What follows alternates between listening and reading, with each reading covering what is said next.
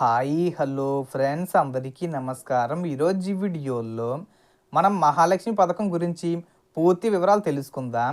మహిళలకు రూ. 2,500 ఇచ్చే ఈ పథకానికి సంబంధించి ప్రభుత్వం డేట్ను ఫిక్స్ చేయబోతుంది. అలాగే కొన్ని అర్హతలు కూడా వెల్లడించింది. వాటి గురించి కూడా వివరంగా చెప్పబోతున్నాను. వీడియోని ఎక్కడ కూడా స్కిప్ చేయకండి ఫ్రెండ్స్, అండ్ చూడండి.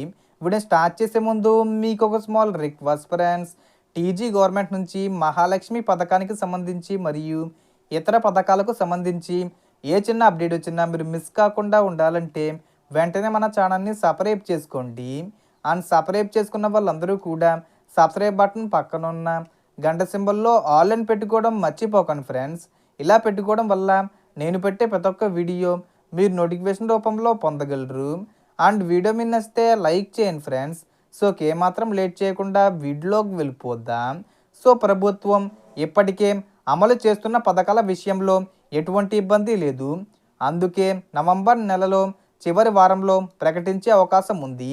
మహాలక్ష్మి పథకం నవంబర్ 25 తేదీలోపు ఆ రోజునే అధికారికంగా ఈ పథకాన్ని ప్రారంభించే అవకాశం ఉంది. ఇంకా కన్ఫామ్గా డేట్ ఫిక్స్ చేయలేదు, బట్ అవకాశం అయితే ఉంది. కాబట్టి మహిళలు అందరూ సిద్ధంగా ఉండాలి.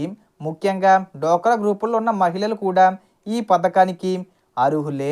ప్రభుత్వం కొన్ని అర్హతలను కూడా నిర్ణయించింది. అవి ఏమిటంటే, మొదటిగా తెలంగాణకు చెందిన మహిళలే అర్హులు. కొత్త స్మార్ట్ రేషన్ కార్డు కలిగి ఉండాలి. ఆధార్ కార్డు బ్యాంక్ అకౌంట్కు లింకే ఉండాలి. అలాగే ఇంట్లో 4 చక్రాల వాహనం ఉండకూడదు. కరెంటు బిల్లు రూ. 1000 దాటకూడదు. జిఎస్టీ కట్టేవారు లేదా ప్రభుత్వ రిటైర్డ్ ఉద్యోగులు అయితే వారు అనర్హులు. గ్రామాల్లో నెలకు 10,000 రూపాయల వరకు సంపాదించేవారు లేదా పట్టణాల్లో 12,000 రూపాయల నుండి 15,000 రూపాయల వరకు సంపాదించేవారు అర్హులు కారు. అయితే ఇంట్లో హౌస్ వైఫ్గా ఉన్న 19 నుండి 59 సంవత్సరాల మహిళలకు ఈ డబ్బులు ఇవ్వబడతాయి. కాబట్టి మీ ఆధార్ కార్డును బ్యాంక్ అకౌంట్కు తప్పనిసరిగా లింక్ చేసుకోండి. ఈ అకౌంటు యాక్టివ్గా ఉంచండి.